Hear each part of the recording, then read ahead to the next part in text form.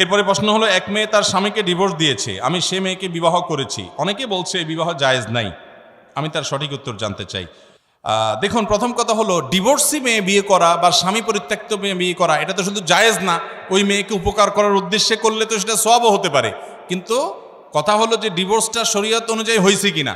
কারণ কোনো নারী তিনি নিজের স্বামীকে তালাক দিতে পারেন না নর্মালি, কিন্তু অর্পিত তালাক যদি দেওয়া থাকে, বাংলাদেশের প্রচলিত কাবিননামার 18 নম্বর কলামে যে লেখা আছে, যদি স্বামী তার স্ত্রীর প্রতি জুলুম করে, ভরণ পোষণ না দেয়, এটা করে সেটা করে, তাহলে সেক্ষেত্রে সে নিজের প্রতি নিজে তালাক গ্রহণ করিতে পারিবে।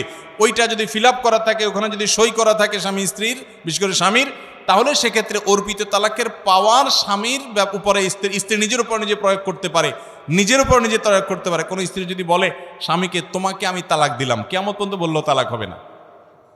সে যদি বলে আমার নিজের প্রতি নিজে তালাক গ্রহণ করলাম, ওই অর্পিত তালাকের পাওয়ার বলে, যদি পাওয়ার দেওয়া থাকে আর যে শর্তে পাওয়ার দেওয়া সেই শর্ত যদি পাওয়া যায়, বহু যদির পরে সেটা হতে পারে।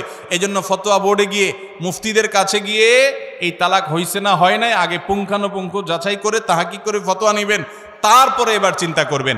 এরকম যদি তালাক সত্যি হয়ে যায়, তাহলে ডিভোর্সি মেয়ে তাকে বিবাহ করলে, বিশেষ করে তার প্রতি জুলুমের কারণে সে অসহ্য হয়ে যদি সেখান থেকে বিচ্ছেদ হয়ে আসতে হয়েছে, এরকম হয়, তাহলে সেক্ষেত্রে তার উপকার করতে গিয়ে, সহায়তা দেখাতে গিয়ে আপনি বিয়ে করলে সেটা ভালো।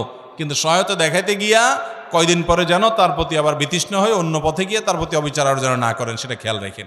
অতএব এটা জায়েজ আছে। সাহাবায়ে কেরাম বহু ডিভোর্সি মেয়েকে বিয়ে করেছেন।